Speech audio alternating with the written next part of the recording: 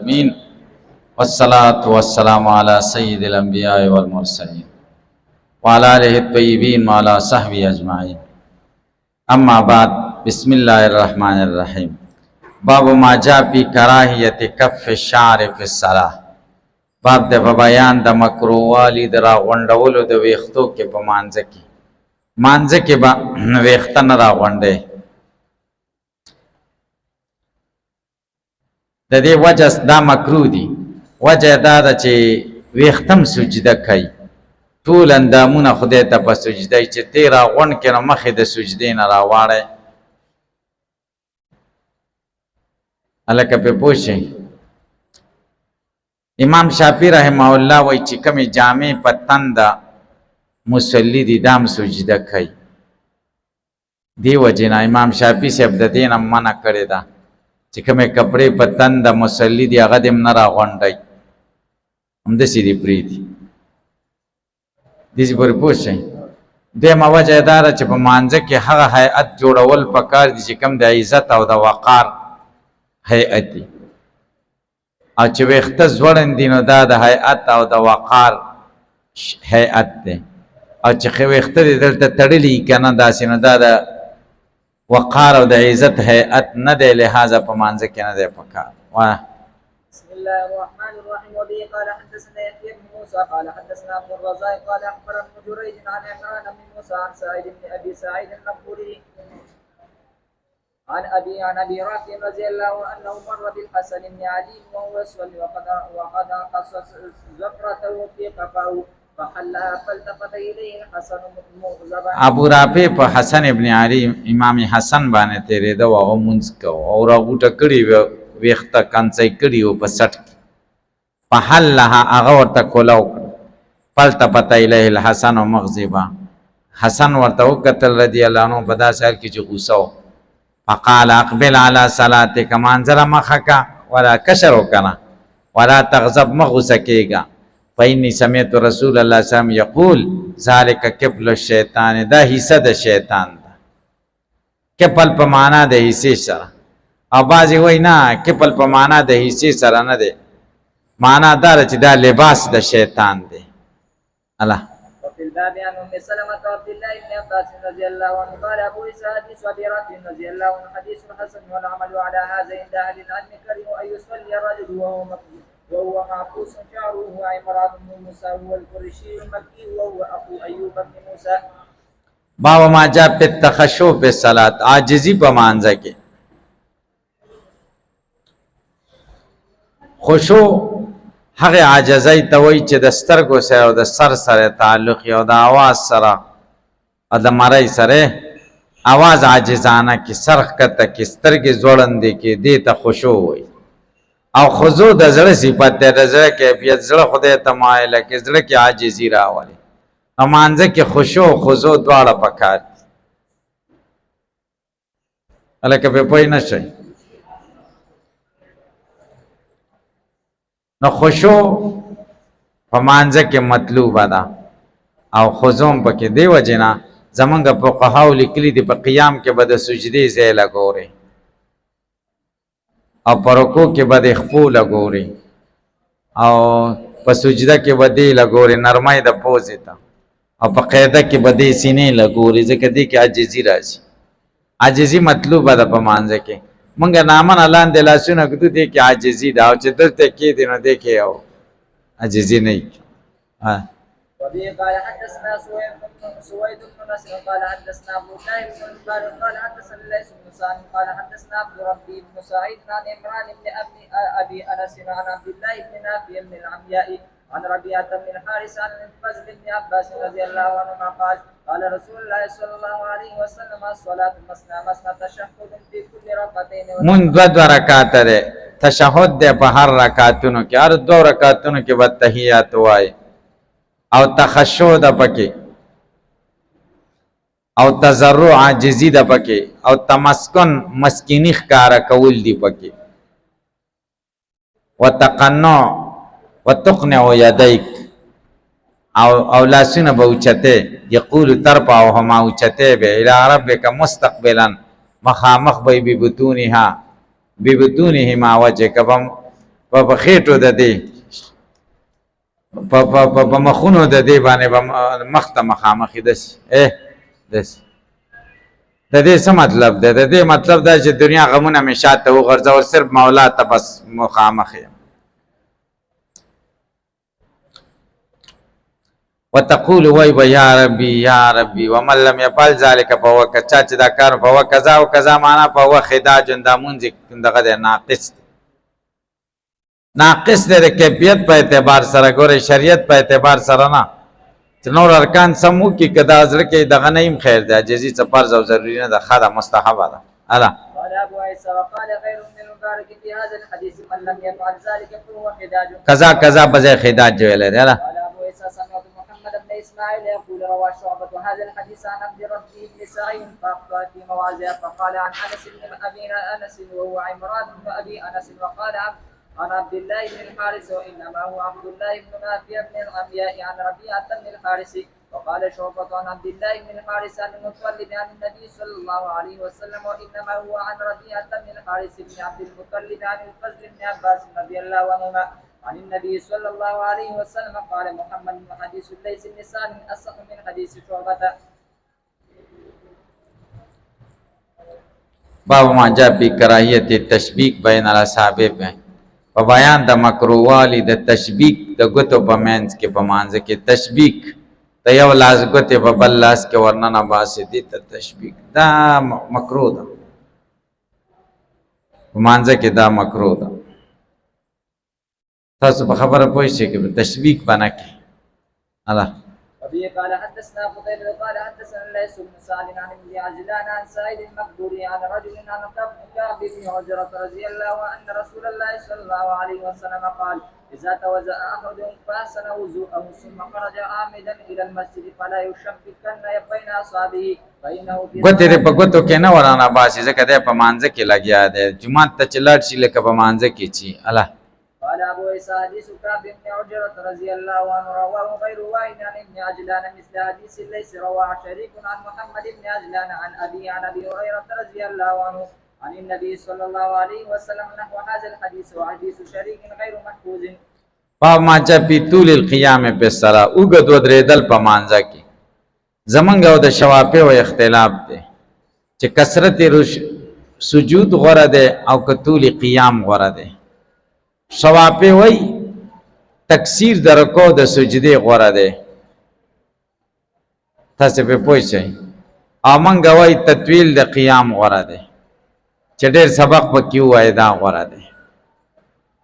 په یو سړي وخت مقرر کړی دی، دې وخت نه به دې وخته پورې د شپې مونځ کوم، دومره رکعتونه پکې کېږي، هغه بیا هغه رکعتونه پوره کول غوره دي د طول قیام نه. زمونږ مذهب دا دی، صحیح ده. او که چا وخت نه مقرر کړی چې څومره ودرېده نو بیا طول قیام غوره دی. الله دا فضایل دي. قال حدثنا سفيان بن عيينة عن أبي زبير عن جابر رضي الله عنه قال قيل للنبي صلى الله عليه وسلم أي الصلاة أفضل؟ قال طول القنوت. وفي الباب عن عبد الله بن زبير کم منځ غوره دی؟ نبی علیہ السلام ورته وایي طول قنوت، قیام چې پکې اوږد وشي. قنوت په معنا د طاعت او خشوع او صلات سره راغلی ده او دلته عبارت ده د قیام نه. الله وفي الباب عن عبد الله بن حبشي وأنس بن مالك رضي الله عنهما قال أبو عيسى حديث جابر رضي الله عنه حديث حسن مسلم وقد روي من غير وجه عن جابر بن عبد الله رضي الله عنهما.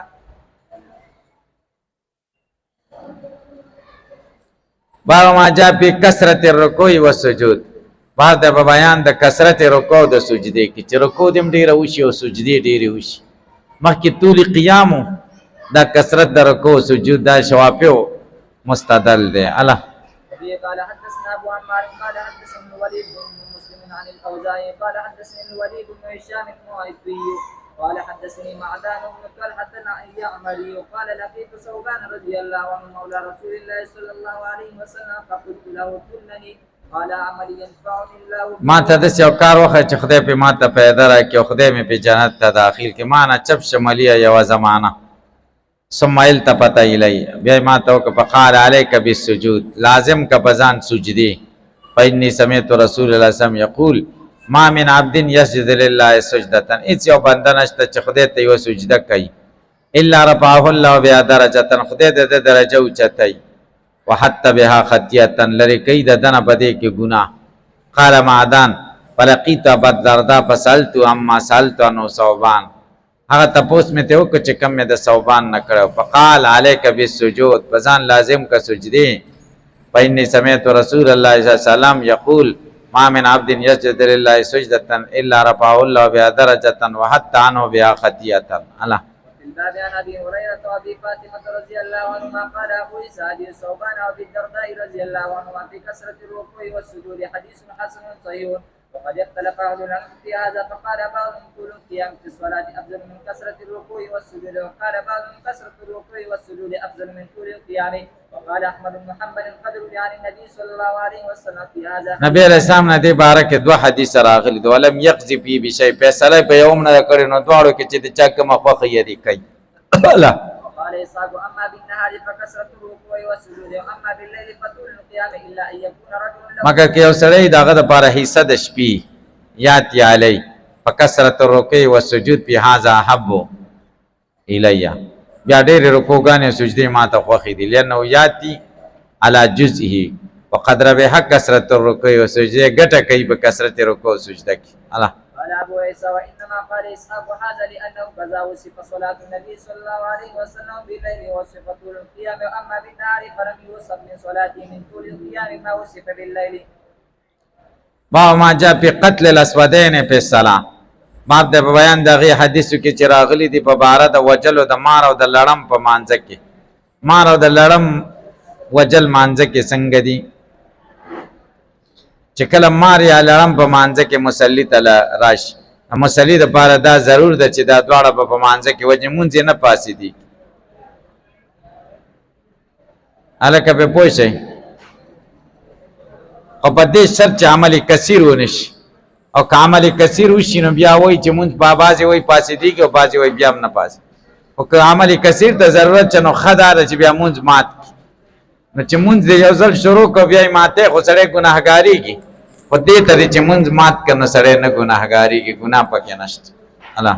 وبه قال حدثنا علي بن عمر قال اخبرني اسماعيل بن علية عن علي بن مبارك عن يحيى بن ابي كثير عن زمزم بن جوس عن ابي هريره رضي الله عنه قال امر رسول الله صلى الله عليه وسلم بقتل الاسودين في الصلاه الحية والاقرب. وفي الباب عن ابن عباس وابي رافع رضي الله عنه قال ابو عيسى حديث ابي هريره رضي الله عنه حديث حسن زين والعمل على هذا عند بعض اهل العلم من اصحاب النبي صلى الله عليه وسلم وغيرهم. وبه يقول احمد واسحاق وقال بعض اهل العلم قتل الحية والعقرب في الصلاه. قال ابراهيم ان في الصلاه لشغلا والقول الاول واصح.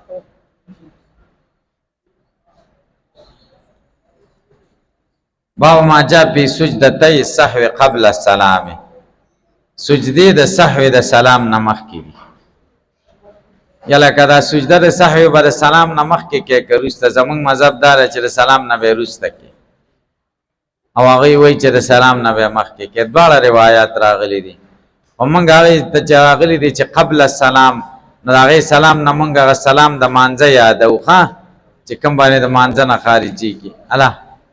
قال حدثنا قتيبة قال حدثنا الليث عن ابن شهاب عن عبد الرحمن بن الاعرج عن عبد الله بن بحيرة الاسدي رضي الله عنه خليفة بني عبد المطلب ان النبي صلى الله عليه وسلم قام في صلاة الظهر وعليه جلوس، فلما تم صلاته سجد سجدتين وكبر في كل سجدة وهو جالس قبل ان يسلم.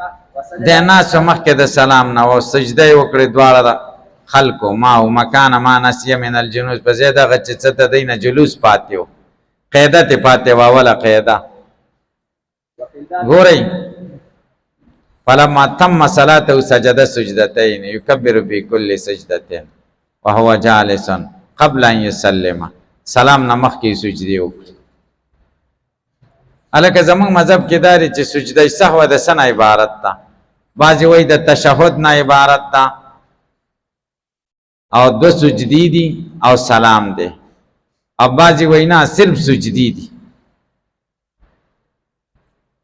نو چې صرف سجدی دی نو بیا دا سلام د دې دپاره دی چې مخکې تشهد شوی دی چې هغه ختم شي، سجدی به وشي، سجدو نه وروسته به بیا تحیاتو د سر نه شروع شي. صحیح ده. او چې څوک وایي چې نه تشهد او سجدی او سلام درې واړه دي، درې وانه مجموعه ده، نو بیا سلام سره تشهد نه ختمیږي. خوشې بي نو سلام دې وګرځاو د دې دپاره چې بل عمل شروع کړي چې هغه سجدې د سهوي دي. الله وفي الباب عن عبد الرحمن بن عوف رضي الله عنه وبه قال حدثنا محمد بن بشار قال حدثنا ابن الاعلى وابو داود قال حدثنا هشام عن يحيى بن ابي كثير عن محمد بن ابراهيم ان ابا هريره والسائب القارئ رضي الله عنهما كانا يسجدان سجدتي السهو قبل التسليم. وليس حديث من بحينة رضي الله عنه حديث حسن والعمل على هذا عند بعض اهل العلم وهو قول الشافعي يرى سجود السهو كله قبل التسليم ويقول هذا الناسخ لغيره من الاحاديث ويذكر ان اخر فعل النبي صلى الله عليه وسلم. درې مذهب دي. امام شافعي صاحب وایي سجده د سهو به قبل التسلیم د سلام نه مخکې ده، که د زیادت د وجې نه سهو راغلي او که د سلام د وجې د نقصان د وجې نه په مانځه کې راغلي. امام ابو حنیفه وایي چې سجده بعد التسلیم ده، که د نقص د وجې نه راغلي او که د زیادت د وجې نه راغلي. امام احمد ابن حنبل سوي او اسحاق ابن راهوي او اذا قام الرجل في الركعتين فإنه يسجد سجدتي السهو قبل السلام. چې قیدی پریخي کنا نو د سجده سهو به قبل السلام کوي. علی حدیث بحینا عبد الله ابن بهر عبد الله ابن مالک ابن بهر مالک ابو وبحینا امه هكذا اخبرني اسحاق بن منصور عن ابن المديني. الک به پوي شي قال ابو اسحاق وقت لپاره به سو متى يسجدهما الرجل قبل السلام فرا بعضهما يسجدهما بعد السلام. دا قول د سفیان ثوری او د اهل کوفه د سلام نه به ما ورسته کې مطلقاً د زمون مذهب شي. وقال بعضهم يسجدهما قبل السلام. دا قول د اکثر فقهاء د اهل مدینه ولکه ابن سعید ربیعه و غیر ما او دا شافعی صاحب هم وایي. وقال بعض اذا كان زیادت په صلاتی نو په بعد السلام سلام نه به ورسته کې. واذا كان نقصانا فقبل السلام. دا قول د مالک ابن انس دی او داغه سوی احمد ابن حنبل وای هغه وای چې په مواضع او منصوصه او کې څنګه راغله د مقشان به کې. وقال احمد رویانی نبی سم بسجده سهو کې فاستعمل كل على جهته. هر طریقه د نبی اسلام په خپل جهاد باندې کې چې نبی اسلام نه څنګه ثابت دی مقشان به کې پوه نه شي.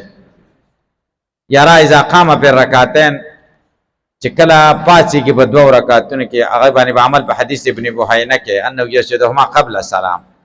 واذا صلى الظهر خمسا چې مسبقین مونږ دي 15 رکعات او که بینما یسجدهما بعد السلام سلام نه بعد به کې. واذا سلم في الركعتين چې دوه رکعاتونو کې کله سلام وګرځي د ظهر او د عصر بینهما یسجدهما بعد السلام د سلام نه بیرسته کوي. وکل یستعمل هر طریقه به مستعملی کې په خپل طریقه چې نبی اسلام څنګه ثابت دی. وکل سیم ليس بیا نبی سم ذکر او هر سهو چاغینه پکې د نبی اسلام نه تذکرہ نه راغلی. د نبی اسلام روایت پکې نه پاین سجدتای السهو به قبل السلام. په دې کې به سجده قبل السلام کې ذکر روایت مضبوط دي. واه وقال اصحابنا وقول احمد في هذا كله الا انه قال كل سهو ليس في عن النبي صلى الله عليه وسلم ذكر فان كانت زياده في الصلاه يسجدهما بعد السلام وان كان نقصان يسجدهما قبل السلام. بس ده باب ما جاء في سجدة خبر السلام. درود شریف الله.